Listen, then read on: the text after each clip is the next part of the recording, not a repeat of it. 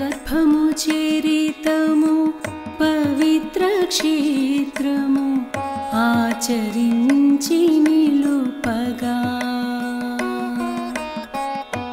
गर्भमु चेरितमु पवित्र क्षेत्रमु आचरिंचि निलुपगा लोपल जीवुडु पलिकी वेलुगुतू गर्भमाई लोपल जीवुडु पलिकी वेलुगुतू गर्भमाई संस्कारमुन पट्टवले वनित वानि भूमिनि ता गर्भमै संस्कारमुन पट्टवले वनित वानि भूमिनि ता गर्भमै गर्भमु चेरितमु पवित्र क्षेत्रमु आचरिंचि निलुपगा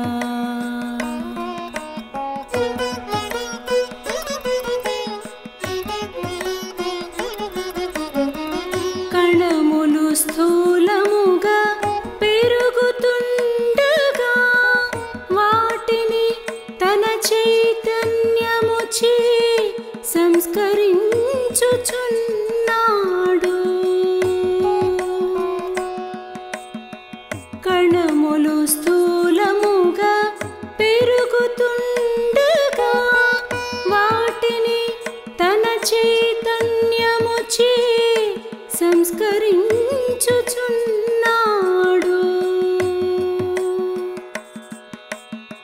श्रमयो तपमो वानि उद्यममदि श्रमयो तपमो वानि उद्यममदि पुष्टिनुंदवले वनित श्वासचे संस्कारमुचे पुष्टिनुंदवले वनित श्वासचे संस्कारमुचे गर्भमु चेरितमु पवित्र क्षेत्रमु आचरिंचि निलुपगा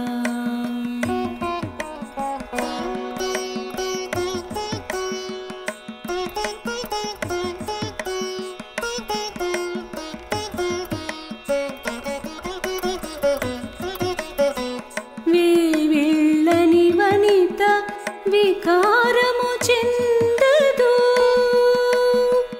जीवुनि क्रीडकी विकारमु विकल्पमु काकूडदनि वेवेळ्ळनि वनित विकारमु चेंददु जीवुनि क्रीडकी विकारमु विकल्पमु काकूडदनि बयटि कोरिकलु इतर ऊहलु रानियदु वानि तपमुनकै तन तपोभूमिलो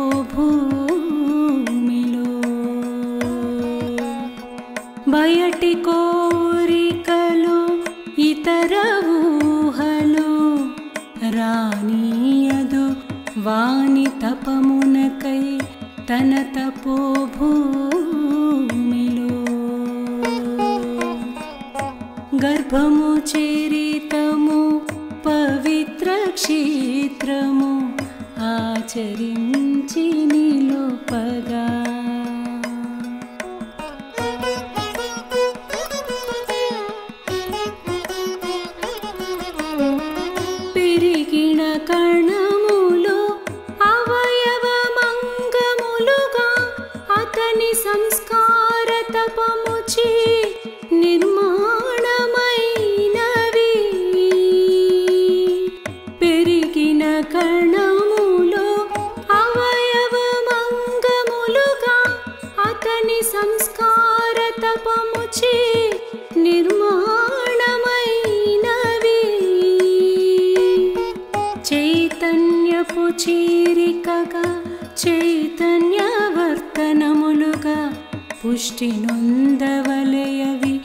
వనిత సంస్కార ప్రవర్తన తీర్పుతో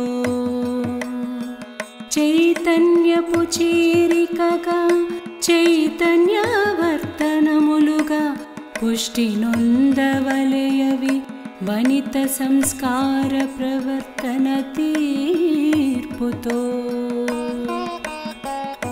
గర్భము చరితము పవిత్ర క్షేత్రము ఆచరించి నిలుపగా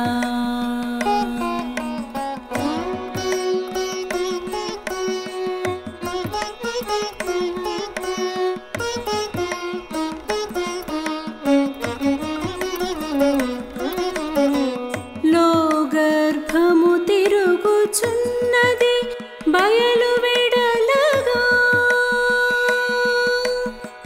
తీవ్రపు బయటి తాకిడికి గురి కాబోతున్నది లో గర్భము తిరుగుచున్నది బయలు వెడలగా తీవ్రపు బయటి తాకిడికి గురి కాబోతున్నది వానిని పలికించి శమింపచేయవలె వనిత వానిని పలికించి శమింపచేయవలె వనిత తన సంస్కార సిద్ధిచే వాని భావి జీవితమునకు భద్రతను తన సంస్కార సిద్ధిచే వాని భావి జీవితమునకు భద్రతను గర్భము చరితము పవిత్ర క్షేత్రము ఆచరించి నిలుపగా గర్భము చరితము పవిత్ర క్షేత్రము ఆచరించి నిలుపగా లోపల జీవుడు పలికి వెలుగుతూ గర్భమాయి లోపల జీవుడు పలికి వెలుగుతూ గర్భమాయి సంస్కారమున పట్టవలె వనిత వాని భూమిని తా గర్భమై సంస్కారమున పట్టవలె వనిత వాని భూమిని తా గర్భమై గర్భము చరితము పవిత్ర క్షేత్రము ఆచరించి నిలుపగా గర్భము చరితము పవిత్ర క్షేత్రము ఆచరించి నిలుపగా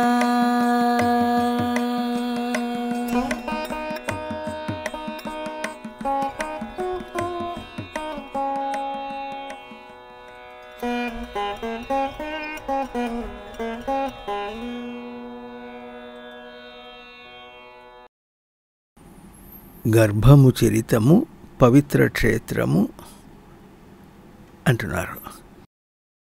ఇక్కడ 4 పదములు ఉన్నాయి. గర్భము, చరితము, పవిత్రము, క్షేత్రము. అర్థం చేసుకోవాలి.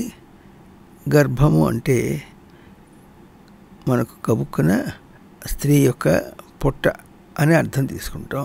ఇది ప్రసిద్ధార్థం. అక్కడికి గర్భిణి అన్నప్పుడు ఏమవుతుంది?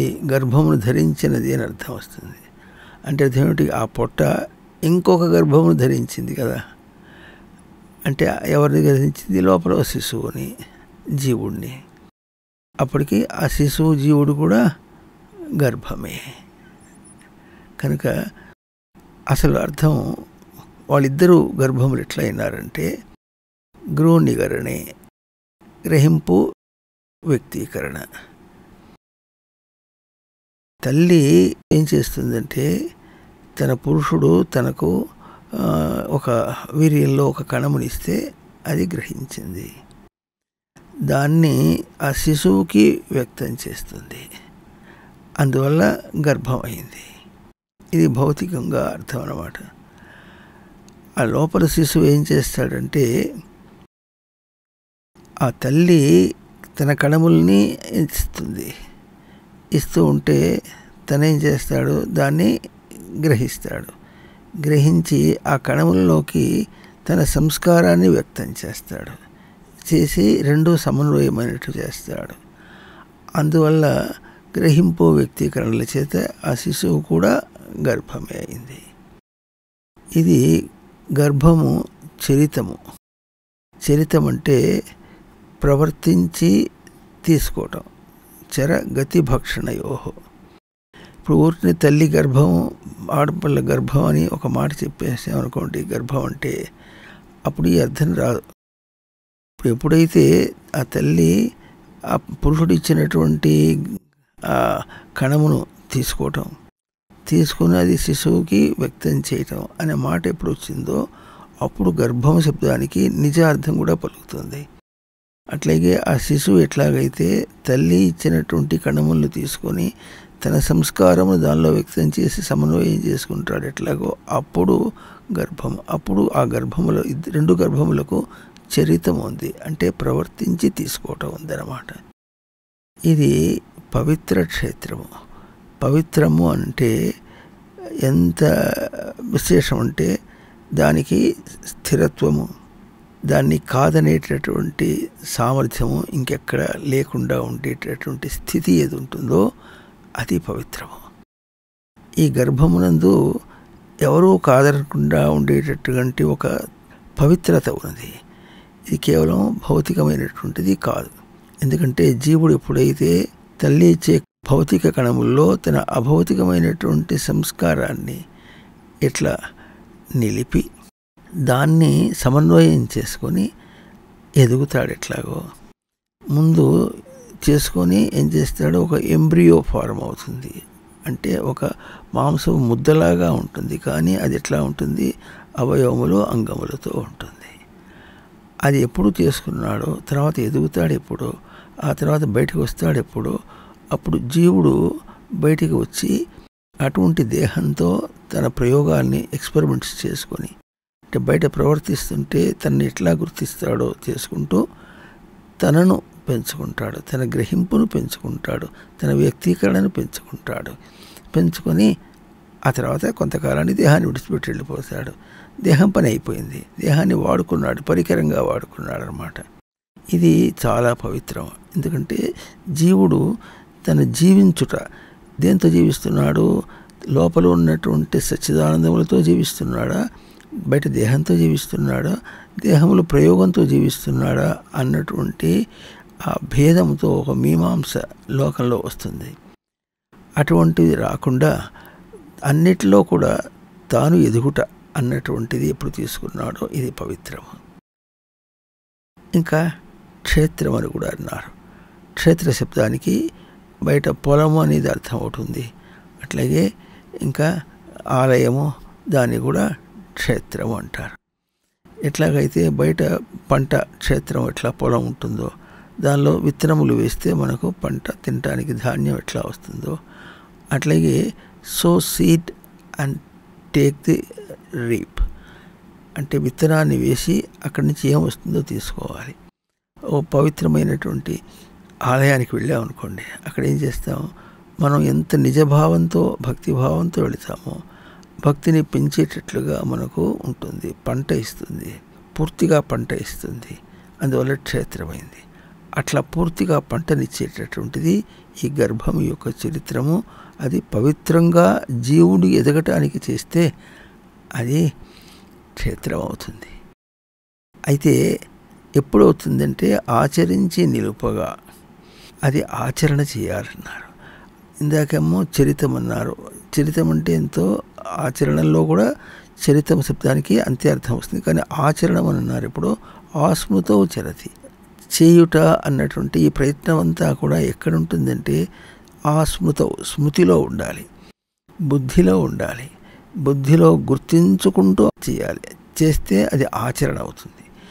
గుర్తించకుండా ఎవరో చెప్పారు గనక, శాస్త్రం చెప్పింది గనక, గురువు చెప్పారు గనక అర్థం తెలుసుకోకుండా ఎప్పుడు చేస్తాడో అప్పుడు అది చరితము కాదు, ఆచరణం కాదు, చరణమైనట్టుగా కూడా కాదు. ఎందుకంటే అక్కడ ఏం ప్రవర్తిస్తున్నాడో తీసుకోవాలి. ప్రవర్తించి తీసుకోవటం అనేది ఎట్లా ఉంటుందంటే, గుర్తించకుండా తప్పుగా ప్రవర్తిస్తే తప్పుగా ప్రవర్తించిందే తీసుకుంటాడు.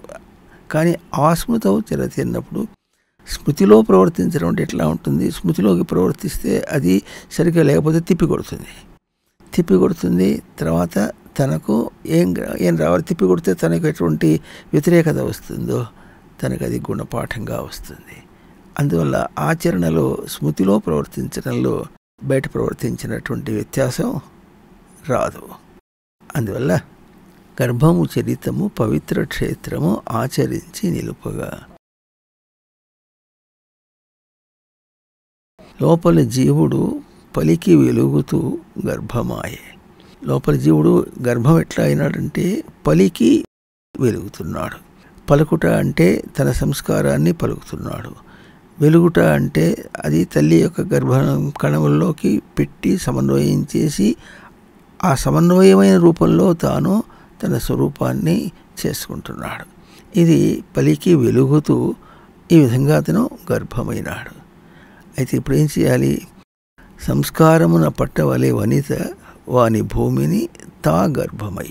వాడు గర్భంగా ఎట్లాగైతే ఎదుగుతూ వ్యక్తం చేసుకుంటూ చేశాడో అట్లాగే ఈ వనిత, పాటలో వనిత అనే పదం వాడుతున్నారు. ఇంతవరకు మనం స్త్రీ అని సామాన్యంగా అర్థం చేసుకోవడానికి చెప్పుకున్నాం. వనితలకు వనిత అనే మాట ఎప్పుడు వస్తుందంటే వన సంభక్త వని, అంటే తనను తాను సేవించడం అనేటటువంటి గొప్ప ప్రజ్ఞ ఎక్కువగా ఆడవారికి ఉంటుంది. అందువల్ల వాళ్ళని వనిత అంటాం. అట్లా చేసిన వాళ్ళే వనిత అవుతారు. అందరు ఆడవాళ్ళందరూ కూడా వనితలు గారు.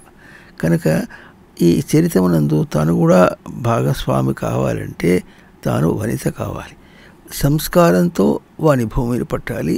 వనిత ఎందుకంటే వాడు చేయటంలో ఎట్లా తేడా ఉంటుందో తర్వాత చూద్దాం.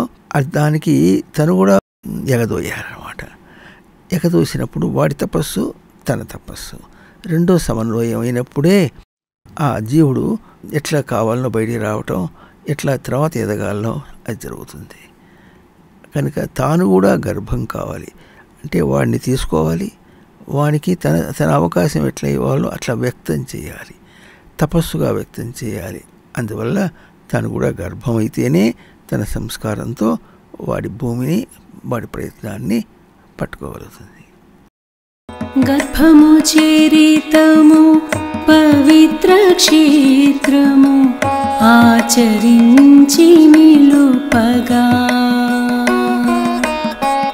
లోపల జీవుడు పలికి వెలుగుతూ గర్భమాయి సంస్కారమున పట్టవలే వనిత వాని భూమిని తా గర్భమై. కణములు స్థూలముగా పెరుగుతుండగా వాటిని తన చైతన్యముచే సంస్కరింపచేస్తున్నాడు అంటున్నది పాట. లోపలి రాగానే ఆ జీవుడు ఏం చేస్తాడు? ఒక కణంగా వచ్చాడు. వచ్చి బహుశ్యామ అంటాడు. దీనికి మామూలుగా అర్థంలో చాలా అగుదునుగాక అని. అంటే అక్కడ చాలా అంటే ఒక సంఖ్య లెక్క వేసుకుని ఎక్కువ సంఖ్యని ఎక్కువగా అయిపోతాయని అర్థం కాదు. జీవుడు ఒకటే, వాడికి చాలా అంటే చాలా జీవులుగా అయిపోతామని అర్థం కాదు. అంటే బహుళంగా, బహుశ్యామ, బహు శబ్దానికి తాను ఎక్కువ గ్రహింపుగా, ఒక కణంలో తను తాను గ్రహించిన దానికంటే ఎక్కువగా గ్రహించేవాడుగా కావాలి అని అనుకొని ఏం చేస్తాడు? లోపలికి రాగానే చాలా అవుతుగా కానీ ఇప్పుడు అనుకున్నాడు, ఎక్కువగా అవుతుగా కానీ ఇప్పుడు అనుకున్నాడు. అటువంటి అవకాశంగా అక్కడ తల్లి కణములు మనకు వస్తూ ఉంటాయి.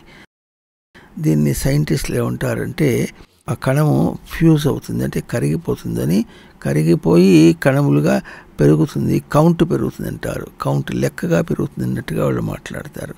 ఇది లెక్కగా పెరగటం కాదు, తన గ్రహింపుకి బహుళంగా అది ఎట్లా ఉంటుందంటే, ఇప్పుడు మనకు చాలా ఇంద్రియాలు ఉన్నాయి, చాలా అవయవాలు ఉన్నాయి. దాంతో అంతరింద్రియాన్ని తాను కల్పించుకోగలుగుతాడు. తన సంస్కారం చేత అంతరింద్రియం సంస్కారాన్ని పెంచుకోగలుగుతాడు. పెంచుకొని బుద్ధిని పెంచుకొని అవకాశాన్ని అర్థం చేసుకుంటూ ఎంత చేయగలరో అంత చేస్తాడు. ఇది బహుత్వం అన్నమాట. అంతేగాని లెక్క ప్రకారంగా కౌంటుతో కాదనమాట. లెక్క పెట్టినట్టుగా కౌంట్ కాదు. కనుక ఆ కణములు అట్లా ఆ విధంగా పెరుగుతున్నాయి.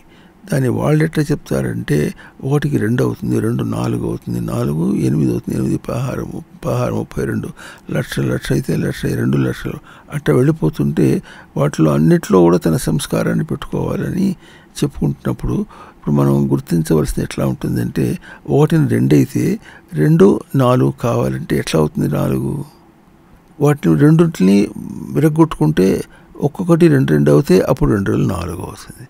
అంటే ఏమిటి? వాటిని విభజించడం, అంటే ముక్కలు చేసినట్టుగా అంటారు. దీన్ని విభాగం అని పదం అంటారు. విభాగ శబ్దానికి ముక్కల అర్థం కాదు, భజ సేవాయాం అంటే వాటిని సేవించటం అన్నారు.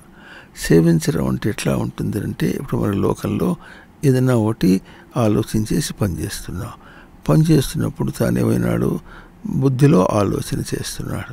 బుద్ధిలో ఆలోచన చేసినప్పుడు తాను ఎదుగుతున్నాడంటే ఎట్లా అవుతుంది? ఆ బుద్ధి 3 4 తర్వాత 8 తర్వాత 16 అట్లా అవుతుంది. బుద్ధికి అభౌతిక స్వరూపం. సంస్కారం ఎప్పుడు కూడా అభౌతిక స్వరూపం. ఇట్లా ఇట్స్ నాట్ బై కౌంట్, భౌతికంగా లెక్క పెట్టినట్టుగా కాదనమాట. ఆ ఎదగటం అట్లా ఉంటుంది. దాన్ని వీళ్ళేమో లెక్కగా పెట్టినట్టుగా చెప్తారు. ఎందుకు చెప్తారంటే అది ఒక ఎంబ్రియో ఫారం అవుతుంది, అంటే ఒక మాంసం ముద్దగా ముందాయి, ఆ తర్వాత అది ఎదుగుతూ వస్తుంది, మనిషిగా పెరుగుతున్నాడు కనుక దానిలో కణములు ఉన్నాయంటారు. అందుకని ఏం చెప్పుకున్నాం, తల్లి భౌతిక కణములు ఇస్తూ ఉంటే తాను తన సంస్కారాన్ని కూర్చుకుంటున్నాడు అక్కడ. ఆ భౌతిక కణములు ఏమన్నా పోనీ బై కౌంట్ పెరుగుతున్నాయా అంటే వాళ్ళు అన్నట్టుగా పెరగటమే కాకుండా మనకు సినిమాలో చూపించినట్టుగా మరి స్వామి విశ్వరూపం చూపిస్తే, ఒక శరీరంలో చూపిస్తే శరీరం పెద్దగా అయిపోయినట్టుగా ఎట్లా ఉంటుందో అట్లా తన సంస్కారాన్ని పెంచుకునేటప్పటికీ కణములు తనకు విస్తృతమైనట్టుగా ఉంటుంది. అంటే ఒకటే ప్రోటోప్లాసం, అది కణములు విస్తృతమైనట్టుగా మనకు కనిపిస్తుంది. అంతేగాని వాస్తవానికి ఇది కణముల యొక్క లెక్క కాదు. అయితే ఇది చేయటానికి ఎట్లుండాలంటే, మరి స్వామి విశ్వరూపం చూపిస్తే బాగుంటుంది. మన విశ్వరూపం ఎట్లా ఉంటుంది? మన దేహం అట్టగా ఉంటుంది. లోపల కోపం వస్తుంది, లేకపోతే ఏదో చేసుకుంటాం. బుద్ధి ఎదగటంలాగా ఉంటుంది. బుద్ధి ఎదగటము లేకపోతే పతనం కావటము, ఈ తేడా మనకు కనిపిస్తూ ఉంటుంది. కనుక అక్కడ నిజంగా కణముల్ని ఒకే కణంలో ఉండి కణమును అట్లా విస్తృతం చేసుకుంటూ పోతాడు. విస్తృతం చేసుకుంటూ తన సంస్కారాన్ని పెంచుకుంటాడు. దానిలో ఏమవుతుందో తర్వాత చరణాల్లో మనకు వస్తుంది. కనుక కణములు స్థూలముగా పెరుగుతుండగా వాటిని తన చైతన్యముతే సంస్కరింపచేస్తున్నాడు. ఒక చైతన్య స్వరూపుడు వాడు. తన చైతన్యం ఏమిటి? సచ్చిదానంద స్వరూపం. ఉండుటను సమృద్ధిగా పెంచుకొనుట, అది తనకు చైతన్యం. దాన్ని సచ్చిదానందములు అంటారు. అట్లా పెంచుకోవటం చేత దాన్ని ఆ ప్రతి కణముని సంస్కరింపజేసుకుంటున్నాడు, సంస్కారం చేసుకుంటున్నాడు, తనకు కావలసినట్లుగా సంస్కరోతి చేసుకుంటున్నాడు అన్నమాట.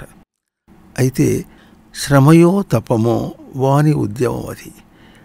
సంస్కారం ఉన్నవాడైతే తపస్సుగా పెంచుకుంటాడు, ఎట్లా అనుకున్నాడో అట్లా పెంచుకుంటాడు. చేతకాని వాడు ఎట్లా ఉంటాడు? శ్రమ పడతాడు. శ్రమ అయినా వాడు చేసే పని అదే, తపస్సు అయినా వాడు చేసేది అదే. తపస్సుగా చేసుకుంటే తపస్సుగా తాను ఎదుగుతాడు, శ్రమగా చేసుకుంటే శ్రమ పడుతూ ఎదుగుతాడు. ఒకే తరగతిలో ఎంతోమంది విద్యార్థులు ఉంటారు, అందరూ ఒకే విద్యార్థులే, ఒకే తరగతి విద్యార్థులే. వాళ్ళు శ్రమ పడతారు, కొంతమంది తపస్సుగా చేసుకుంటారు. వాళ్ళకి దానికి తగినట్టుగా మార్కులు ఎట్లా వస్తాయో అట్లా ఎదుగుతాడు. శ్రమయో తపమో వాని ఉద్యమమది పుష్టి నొందవలే వనిత శ్వాసచే సంస్కారముచే. వాని ప్రయత్నం అంతా కూడా అది తపస్సులాగా సాగుతుంటే దానికి పుష్టి ఇవ్వాలన్నమాట. ఎట్లా వస్తుందంటే కేవలం కళములు ఇచ్చినంత మాత్రించేంత సరిపోదట. వనిత శ్వాసచే సంస్కారముచే. వనితకు ఒక శ్వాస చేసినంతప్పుడు ఏమవుతుంది, తన దేహము శ్వాసతో దేహం ఎట్లా బతుకుతుంది అనుకుంటున్నాము, ఆ శ్వాస ఎట్లా ఉండాలంటే కేవలం ఆక్సిజన్ తీసుకున్నటువంటి శ్వాసగా కాకుండా తన చిత్తము తన పవిత్రతను ఎట్లా తీసుకోవటం అది శ్వాసగా అయ్యి దాన్ని సంస్కరింప చేసుకోవాలి. ఇప్పుడు ఎట్లా సంస్కరింప చేసుకోవాలంటే బిడ్డని ఎత్తుకున్నప్పుడు వాడు నవ్వుతున్న కొద్దీ ఇట్లా ఆడిస్తుంటాము, ఇది బయట మనకు కనిపిస్తుంది. కానీ లోపల వాడు తపస్సు చేస్తూ ఉంటే ఆ తపస్సు చేస్తున్నట్లుగా వాడి తపస్సు అందించడం అనేటటువంటిది ఎట్లా ఉంటుందో అది దర్శనం చేత ఆ వనితకు తెలుస్తుంది. అది చేయాలి, అది తన సంస్కారం. కనుక పుష్టి నొందవలే వనిత శ్వాసచే సంస్కారముచే. వనితలకు ఇక్కడ చెప్పే పాఠం వాళ్ళ శ్వాసలో ఉంటుంది ఆ లోపల బిడ్డ యొక్క లోపల శిశువు గర్భం యొక్క తపస్సు. అట్లాగే ఇంకా సంస్కారం అంటే వాడు తన సంస్కారాన్ని తను తాను ఎట్లా సంస్కరింప చేసుకుంటున్నాడు, తను తాను ఎట్లా వృద్ధించుకోవడానికి ప్రయత్నం చేస్తున్నాడు, వాని తపస్సుకి తను కూడా అందేటట్టుగా తను కూడా తపస్సు చేసి తన స్థితిని తాను చేసుకోవాలి, చేసుకుని అందించాలన్నమాట అంటున్నారు. కణములు స్థూలముగా పెరుగుతుండగా వాటిని తన చైతన్యముచే సంస్కరించుచున్నాడు.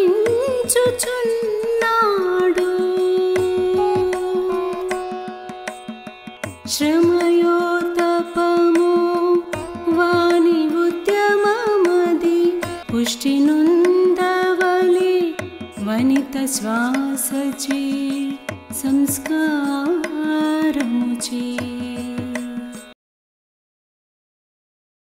వేవిళ్ళని వనిత వికారము చెందదు, జీవుని క్రీడకి వికారము వికల్పము కాకూడదని. ఇప్పుడు ఆ వనిత యొక్క తపస్సు ఏమిటో సంస్కారం అంటే తను తాను సంస్కరింప చేసుకోవడం. సంస్కారం అంటే సంస్కరోతి చేసుకుంటున్నాడు, సంస్కరోతి వికలం కాకుండా చేసుకోవటం అనేది తన స్థిరత్వమును చేసుకోవటం అనేది సంస్కారం. ఏం చేస్తుందో ఆ వనిత ఈ చరణంలో చెప్తున్నారు. వేవిళ్ళని వికారము చెందదు.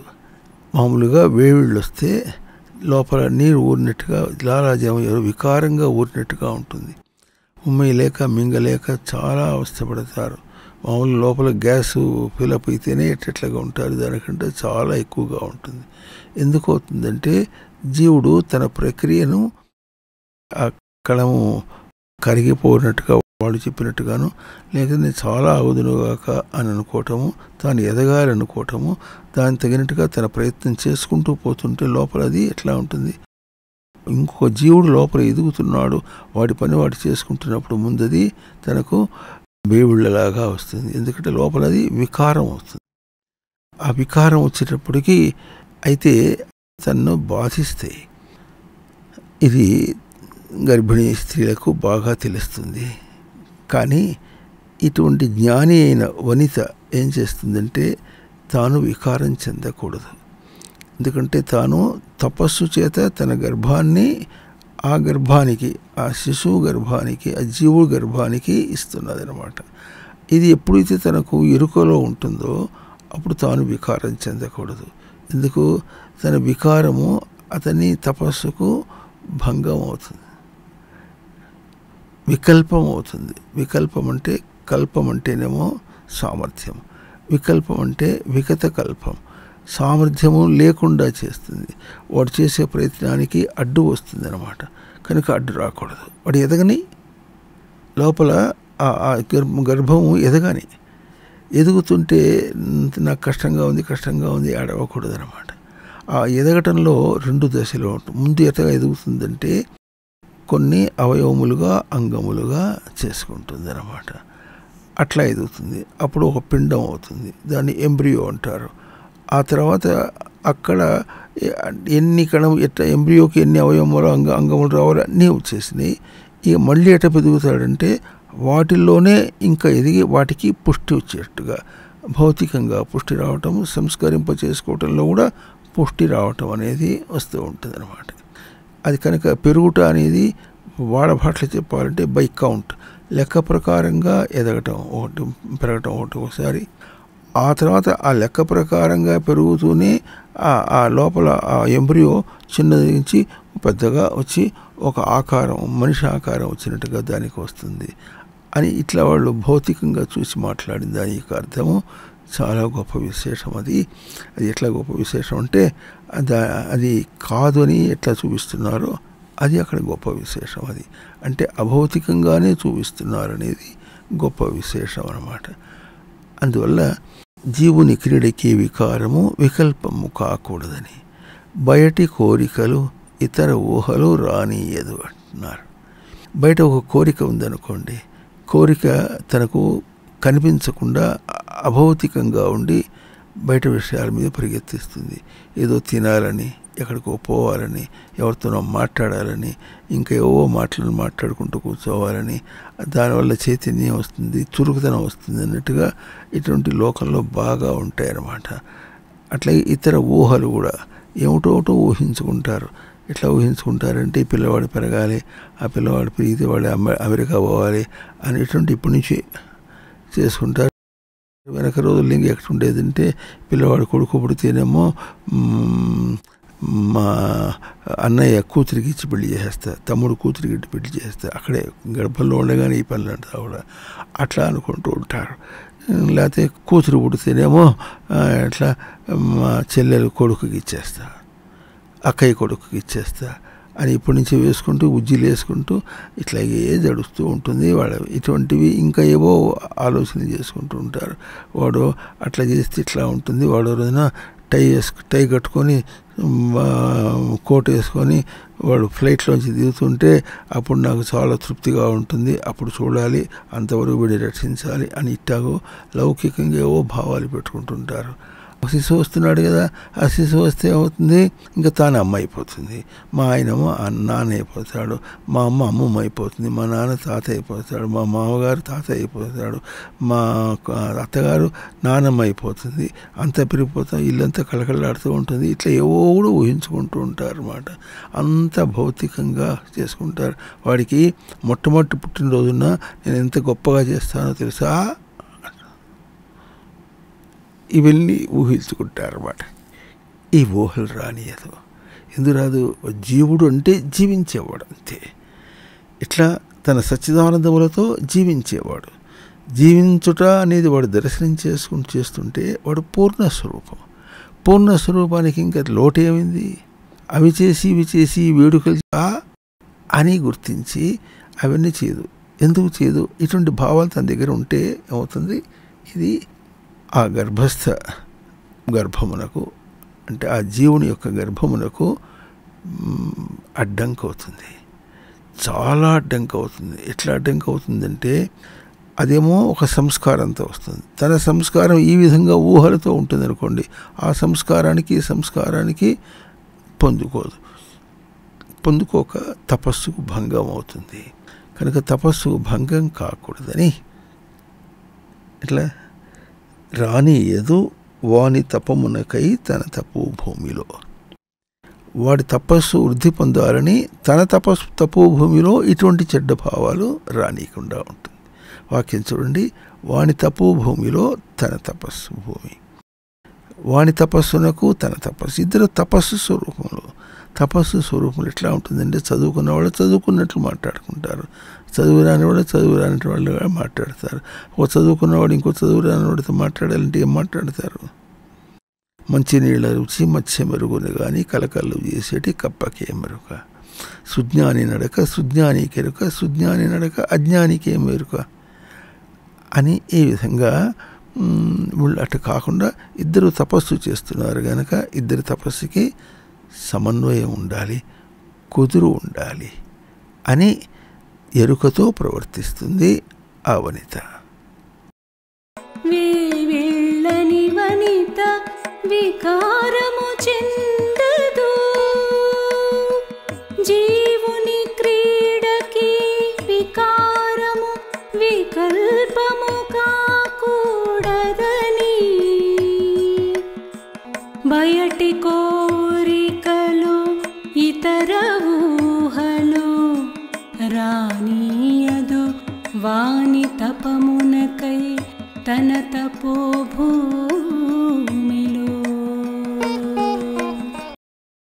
పెరిగిన కణములు అవయవం అంగములుగా అతని సంస్కార తపస్సుచే నిర్మాణమైనవి. ఇందాకేం చెప్పిన మనం ముందు ఎంబ్రియో అని, ఎంబ్రియో స్టేజ్లోనే ఆ దశలోనే మొత్తం అవయవాలన్నీ కూడా అయి ఉంటారన్నమాట. అది ఎట్లా ఉంటుందంటే చెట్టు నుంచి ఒక కాయ వచ్చింది అనుకోండి, కాయకి ఎంత గుణం ఉండాలో అంత గుణము ఆ పిందెలోనే ఉంటుంది. ఆ పిందె ఎదిగేటప్పటికి అవుతుంది ఆ కాయకి మొత్తానికి పుష్టి ఎట్లా వస్తుందో అట్లాగే ఇక్కడ ఈ ఎంబ్రియో అంటే ముందుగా మాంసం ముద్దగా వచ్చినటువంటిది, దానిలో తలకాయ దగ్గర నుంచి కాళ్ళు దాకా లోపల అంగములు అవయవములు కూడా వస్తాయి. ఈ అంగములు అవయవములు అంటే అర్థం చేసుకోవాలి, అది ఎదగటం అంటే మనకు అర్థమవుతుంది. అవయవం అంటే యో మిశ్రణే అమిశ్రణే చాని అంటే తన సంస్కారంతో చేరుతాడు. ఆ కణములు ఏమొచ్చినా తన సంస్కారంతో చేరుతాడు, తన సంస్కారమును కాకుండా చేరడు. అది కూడా ఒకటి, సంస్కారంతో చేరుతాడు ఒకటి, అది కాకుండా చేరడం అనేటటువంటిది కూడా ఇంకొక అంశం.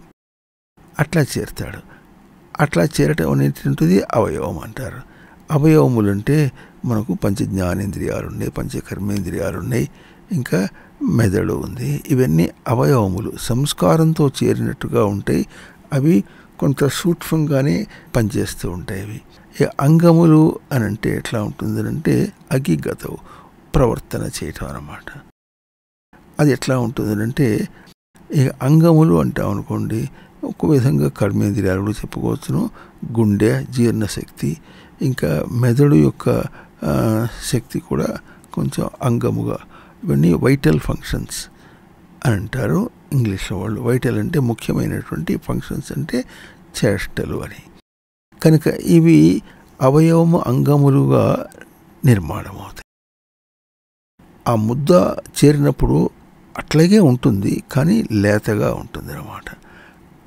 ఆ ఇంకా కణముల్ని అక్కడే లోపలే ఉండి అట్లాగే సంస్కారం చేత పెంచుకుంటాడు. అక్కడే కణములు పెరగటం అంటే, కణము పెరగటం అంటే కూడా కణం అంటే గబుక్కున భౌతికంగా అనుకుని ఒక లెక్కతో మనం అనుకుంటున్నాం. కానీ కణ శబ్దానికి కణశబ్దే కణ నిమీలని. శబ్దే అంటే పలుకుట, పలికించుట. నిమీలని అంటే సమన్వయం చేసుకొనుట. అంటే తను పలికించి సమన్వయం చేసుకోవటం అనేటువంటి తన సామర్థ్యం పెరుగుతూ ఉంటే ఆ పెరిగినట్టుగా తన సంస్కారాన్ని దానిలో ఇముడ్చుకుంటుంటాడు. ఇది ఒక భౌతికమునకు అభౌతికమునకు ఒక సమన్వయం పొందిక అని చెప్పే కంటే అక్కడ భౌతికం అనేటటువంటిది చాలా నెగ్లిజిబుల్. ఎంత నెగ్లిజిబుల్ అంటే దాన్ని లెక్కగా తీసుకోడు. తర్వాత ఎదిగిన తర్వాత కూడా ఎంత మూర్ఖుడైనా అజ్ఞాని అయినా కూడా దేహాన్ని లక్ష్యం చేసుకోడు, దేహంగా అనుకోడు. ఎప్పుడు కూడా తను తాను గుర్తించుకోవటం లోపలతో గుర్తించుకుంటున్నాడే కానీ దేహంతో గుర్తించుకోవటం లేదు. కాకపోతే ఇప్పుడు మనం బయట వ్యవహారం కోసం ఆధార్ కార్డు అని, పాన్ కార్డు అని, ఇవన్నీ అవి పెట్టుకొని చేస్తున్నారు. అంతేకాని నేను అని గుర్తించుకోవాలంటే లోపల గుర్తించుకుంటాడు. లోపల దేవసత్వాలన్నీ పట్టుకొని తన సంస్కారాన్ని గుర్తించుకొని నేనంటాడు కానీ దేహంతో చూసుకొని నేననుకోడు. తన దేహం తనకు పూర్తిగా కనిపించదు కూడా. తన దేహం తనకు పూర్తిగా తన మొహం కనిపించదు, వీపు కనిపించదు, వెనకాల మొత్తం కనిపించదు. మొహం కనిపించదు, తన మెడలు తనకు కనిపించవు, తన తలకాయ తనకు కనిపించదు. కనుక దాన్ని చూసుకోవటం లేదు. ఆ భౌతిక స్వరూపమే దాన్ని ఇంకా మనస్సు అంటాడు. మనస్సుతో కూడా మనస్సును గుర్తించుకుంటున్నాడు కానీ మనస్సు అంటే ఏమిటో తెలియదు. బుద్ధిని గుర్తించుకుంటున్నాడు అంటే ఏమిటో తెలియదు. చిత్తమును గుర్తించుకుంటున్నాడు తెలియదు. అహంకారము గుర్తించుకుంటున్నాడు అంటే ఏమిటో తెలియదు. కానీ వాటిని గుర్తించుకుంటూ ప్రవర్తిస్తున్నాడు మనిషి. అక్కడ ఉన్నది పెద్ద రహస్యం అంతా. కనుక ఒక మాంసం ముద్దలాగా, ఎంబ్రియోలాగా ఎప్పుడైతే టోటల్ ఫార్మేషన్, ఒక మొగ్గ వచ్చినట్టుగానో ఒక పిందె వచ్చినట్టుగానో టోటల్ ఫార్మేషన్ వచ్చిన తర్వాత అక్కడ తాను ఎదుగుతున్నాడు, తన భావాన్ని ఎదుగుతున్నాడు, పలికించుకుని ఎదుగుతున్నాడు, బహుశ్యామ ఎదుగుతున్నాడు. ఎదిగి ఇట్లా తను చేరుట అనే ఒక అంశము, ప్రవర్తించుట ఒక అంశము. చేరుట అవయవము, ప్రవర్తించుట అంగము. చేరుట ప్రవర్తించుట అనే ఉభయ అంటే రెండు ప్రక్రియల చేత కూడా అక్కడ ప్రవర్తిస్తున్నాడు. ఆ ప్రవర్తించడం చేత వాడు ఏం చేస్తాడు? నిర్మాణం చేసుకుంటున్నాడు. నిర్మాణం అంటే మానం అంటే కొలత. అంటే దాన్ని కొలుచుకోవటం లేదు, బయట దాన్ని కొలుచుకోకుండా తన స్థితిని కొలుచుకుంటున్నాడు. ఇది నిర్మాణం చేసుకుంటున్నాడు. మళ్ళీ చెప్పుకుంటున్నాం, తాను తన సంస్కారంతో చేరటం, అట్లా ప్రవర్తించడం, ఇది నిర్మాణం చేసుకుంటున్నాడు. ఆ నిర్మాణం చేసుకున్నది ఎట్లా అవుతుందంటే చైతన్యపు చేరికగా, చైతన్య వర్తనములుగా. అది ఇప్పుడు చెప్పుకున్నాం. చైతన్యపు చేరిక అంటే చైతన్యం చేరటం అనేది అవయవం. చైతన్య వర్తనం అంటే చైతన్యంతో ప్రవర్తించడం. అయితే ఇప్పుడు ఏమవుతుంది? పుష్టి నొందవలే అవి వనిత సంస్కార ప్రవర్తన తీర్పుతో అన్నారు. ఎదగటం అనేటటువంటిది ప్రతి ప్రాణికి జరుగుతుంది. వనితకు సంస్కారం ఉన్న దాని చేత ఏమవుతుంది అంటే వనిత తపస్సు చేరాలి. ఒక తపస్సు జరుగుతుంటే, తపస్సుకి బుద్ధిలో తపస్సు జరుగుతుంటే మనం బయట పరిసరాలను ఎట్లా దానికి తగినట్టుగా అమర్చుకుంటామో అట్లా వనిత రావాలి. వనితయే తను సేవించుకునేటట్లుగా ఎట్లా తన సంస్కారం ఎట్లా ఉంటుందో అప్పుడు రెండూ సమన్వయం కావాలని చెప్పుకున్నాం. అది తనది తన ప్రయత్నం కాక ఆ వనిత యొక్క సంస్కారం యొక్క తీర్పు అంటారు. తీర్పు అంటే తను ఎప్పుడైతే భంగం అయిపోయిందో తన ప్రయత్నం కూడా జీవుడి యొక్క ప్రయత్నం భంగం అయిపోతుంది. అట్లాగే తండ్రి గర్భంలోంచి తల్లి గర్భంలోకి గర్భము దానం చేస్తూ ఉంటే, ఈమె గర్భమును తీసుకుంటూ ఉంటే వాళ్ళిద్దరూ కామావేశంలో పడ్డారంటే వీడు ఎంత సంస్కారవంతుడు అయినప్పటికీ కూడా తన సంస్కారానికి అది దెబ్బతీస్తుంది. అక్కడ తీర్పు ఎట్లా వస్తుంది? వీడు ఎట్లా కామావేశం లేకుండా చేస్తారో అది తీర్పు అవుతుంది. అట్లాగే ఇక్కడ కూడా కామావేశం లేకుండా, భావన లేకుండా తపస్సు అనే భావం ఉండి తపస్సుకు తపస్సు వేస్తున్నా అనే భావం, అది కూడా ఒకటి. తన తపస్సే కాదు, గర్భస్థ తపస్సుకి తన తపస్సు సమన్వయం కావాలి అని ఎప్పుడు అనుకుంటామో ఆ అనుకోవటంలోనే తీర్పు ఉంటుంది. తీర్పు చెప్పడం అంటే ఇద్దరు లాయర్లు వాద ప్రతివాదములు చేస్తారు. తర్వాత జడ్జి ఏం చేస్తాడు? తీర్పు చెప్తాడు. ఇద్దరు తపస్సులకి ఎట్లా తీర్పు ఎట్లా రావాలి? సమన్వయం కావాలి. సమన్వయం అయ్యేటట్టుగా తానివ్వాలి. తనది బయట ప్రవర్తిస్తున్నది, అక్కడ లోపల జీవుడిది కేవలం తన సంస్కారాన్ని పలికించుకొని సమన్వయం చేసుకోవడం అంతవరకే. దానికి కావాల్సిందంతా తానివ్వాలి. తను తినే ఆహారంలోనూ, నిద్రపోవటంలోనూ, మాట్లాడే తీరుతోనూ, అటు ఇటు తిరగటంలోనూ, ఎవరితో ఎట్లా ప్రవర్తిస్తుందో, ఎవరితో ఎట్లా పలకరించుకుంటుందో ఇవన్నీ కూడా తన సంస్కార విశేషములే. అక్కడ ఎట్లా తీర్పు ఇవ్వాలి? వాటితో కాస్త సంబంధం, గర్భస్థ శిశువుతో సంబంధం అని ఎప్పుడు అనుకుంటుందో అది తనకు కావలసినటువంటి విశేషం. పెరిగిన కణములో అవయవమంగములుగా అతని సంస్కార తపముచి నిర్మాణమైనవి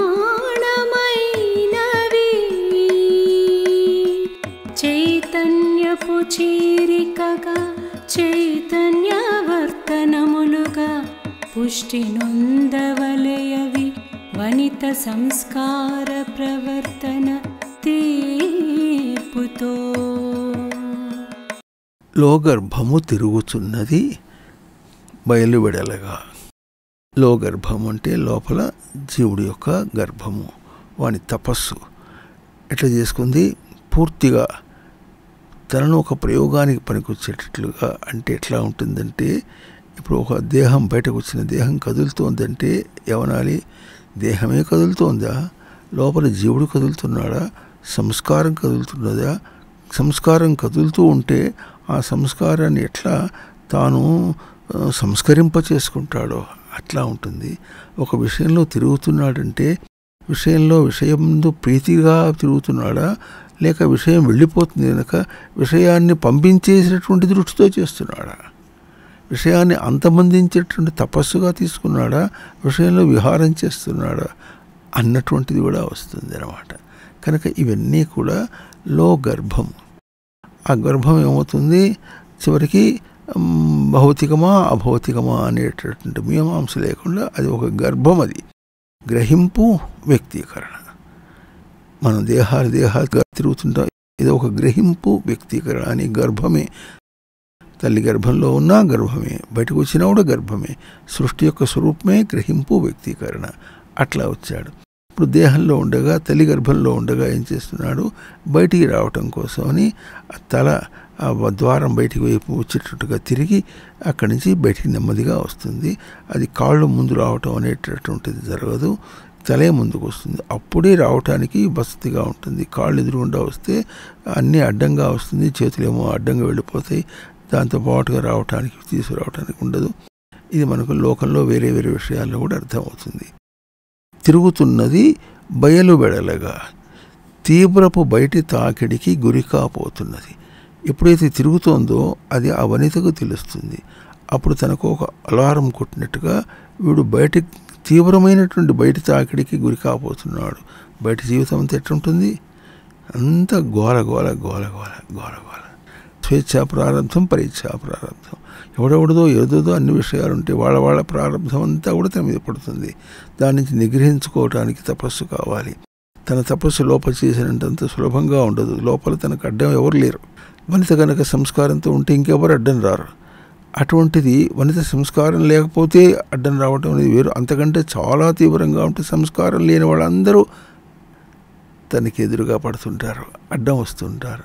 అది తీవ్రపు బయటి తాకిడికి గురి కాబోతున్నది. కనుక అని ఎప్పుడైతే ఈ వనిత గుర్తిస్తుందో అప్పుడు వనిత ఏం చేస్తుంది? తన బాధ్యత ఏమిటంటే వానిని పలికించి శమింపజేయవలే వనిత. ఏమని పలికించి, ఇంతవరకు స్వేచ్ఛగా ఉన్నావు, ప్రశాంతంగా ఉన్నావు గర్భంలో, ఇప్పుడు బయటికి వెళ్ళావంటే అది అవుతుంది, ఇది అవుతుంది, చాలా అవుతుంది. ఈ బయట జీవితం అంతా కూడా నెమరు వేసినట్టుగా తాను ఎప్పుడు మరణం చేస్తుందో ఆ మరణం అంతా కూడా సంస్కార రూపంలో ఆ శిశువుకు అందిస్తుంది ఆ వనిత. ఇది సత్యం. ఇదంతా అభౌతిక ప్రక్రియ. అది చేస్తుంది. చేయటమే దాన్ని శమింపజేయవలే వనిత. వాటిని ఓదార్చాలి. చేసి వాడికి ఇంకా ఏదైనా సంస్కారాల దోషం ఉంటే దాన్ని అణచివేసి వాడిని సరిగా ఎట్ట కావాలనో అట్ట చేయాలంటే. ఎందుకు చేయాలి అంటే తన సంస్కార సిద్ధిచే వాని భావి జీవితమునకు భద్రత. లోపల ఉన్నదంతా ఒక ఎత్తు, బయటకు వచ్చే ముందు వాడు గుర్తించినప్పుడు. ఎందుకంటే అప్పుడు కొంత మెచ్యూరిటీ, గర్భంలో ఒక మెచ్యూరిటీ అంటే ఓ పక్వ దశ. మొదట్లో దశ కంటే చివరికి బయటికి రావడానికి ఓ పక్వ దశ వచ్చాడు. ఆ లోపల పక్వ దశ అంటే అట్ ద లాస్ట్ స్టేజ్, చివరి దశలో వాడికి ఎట్లా చెప్పాలనో చెప్పితే వాడు దాన్ని ధారణ చేయాలి. ధారణ చేసేటట్టుగా ఏం చేస్తుంది? తన సంస్కార సిద్ధి చేత చేస్తుంది. తన సంస్కార సిద్ధి ఎట్లా వస్తుందంటే వాడు గర్భంలో మొదలుపెట్టినప్పటి నుంచి 9 నెలల్లో కూడా వాడిని బాగా పరిశీలన చేసుకుంటూ వాడికి ఎట్లా ప్రవర్తింపచేయాలన్నా, వాడిని ఎట్లా కాపాడుకుంటూ రావాలన్నా చేయటం అనేటటువంటిది కూడా తన సంస్కార సిద్ధి. ఆ సంస్కార సిద్ధి చేత వాడిని శమింపచేసినప్పుడు వాడికి భావి జీవితంలో భద్రత కలుగుతుంది. బయటకు వచ్చిన తర్వాత వాడు స్థిరమై బయటకు వచ్చాడా, వాడు భద్రంగా చేస్తాడు. దేహంలో ఉన్నప్పుడు ఎంతవరకు తన ప్రయోగాలు చేసుకొని తాను అభౌతికంగా ఎట్లా ఎదగాలో, తల్లి గర్భంలో అభౌతికంగా ఎదిగాడు. ఇప్పుడు దేహం బయటకు వచ్చిన తర్వాత తల్లి గర్భంలో కాదు, ఈ విశ్వంలో తాను అభౌతికంగా ఎదగాలి. ఆ ప్రక్రియ తాను చేసుకొని దేహం విడిచిపెట్టి వెళ్ళిపోతాడు. ఇది తనకు భావి జీవితం. ఈ భావి జీవితం చివరి దాకా కూడా వాడికి పట్టు దొరికేటట్లుగా శమింపచేయాలట. చూడండి ఎంత బాధ్యతమైనటువంటి విషయము. దీన్ని బట్టి మనకు ఈ పాటలో మనకి ఏమర్థమవుతుంది? వనితలు కేవలం ఆడపిల్లలు కారు, సీమంతం చేసుకొని చేయిస్తుంటే అన్ని వేడుకలు కాదు కావాల్సిన చాలా బాధ్యత, తపస్సు. వేడుకలు కాదు బాధ్యత, తపస్సు. వేడుకలు కాదు బాధ్యత, తపస్సు. వేడుకలు కాదు బాధ్యత, తపస్సు అని తాను చేయాలి. ఇంట్లో వాళ్ళు కూడా లేనిపోనివన్నిటిని అటు గుంజి ఇంకా ఈ వేడుకలు వచ్చేటప్పటికీ పుట్టింటి వాళ్ళని పీడించుకొని డబ్బు తీసుకురమ్మని, అవి తీసుకురమ్మని, సంభారాలు తీసుకురమ్మని వాళ్ళని అంటాం. ఇంట్లో వెళ్ళి చేయటం, అంతన్ని పిలిపించేదో భోజనాలు పెట్టడం, ఇవన్నీ ఏవి దండుమారి పనులు. వాళ్ళకి ఎటువంటి ప్రశాంతత ఇవ్వాలో, ఆ తపస్సుకు ఎటువంటి సహాయం చేయాలో అది తాను వనిత చేయాలి. ఎట్లాగో ఇంట్లో వాళ్ళందరూ చేయాలి. అత్తగారైనా కూడా అట్టుగా చేయాలి. అది అయినా మా వంశానికి ఒక వాడు వస్తాడనే ఆశ కాదు. ఒక జీవుడు బయటికి రావాలి, జీవుడుగా బయటికి రావాలి. ఇది సృష్టి యొక్క లక్ష్యం. సృష్టి యొక్క లక్ష్యానికి నేను తపస్సు చేస్తున్నా. వాళ్ళు చేసే సహాయం అంతా కూడా తపస్సే. భంగం చేయకుండా ఉన్నంత వరకు వాళ్ళు చేసేదంతా తపస్సే. భంగం చేయకుండా ఉందాము అనుకోవటం కూడా వాళ్ళకి కావాల్సింది. ఎప్పుడైతే గాజులు తొడిగించి మంచి చీరలు కట్టించి సీమంతం చేస్తారు, ఇదంతా భంగపాటే. అది చేయకుండా ఉంటే చాలు. గర్భము చరితము పవిత్ర క్షేత్రము ఆచరించి నిలుపుగా, ఇదంతా కూడా ఆచరణే.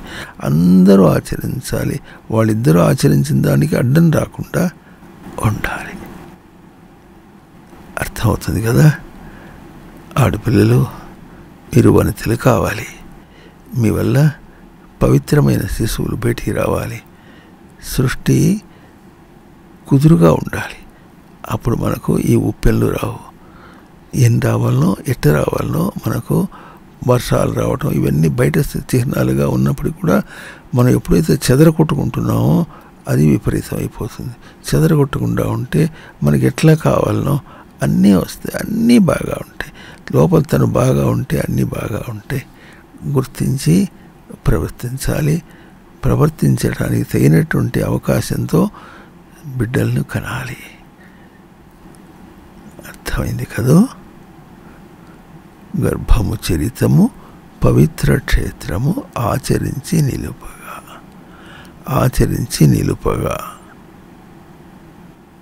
గర్భము చరితము పవిత్ర క్షేత్రము ఆచరించి నిలుపగా. గర్భము చరితము పవిత్ర క్షేత్రము ఆచరించి నిలుపగా.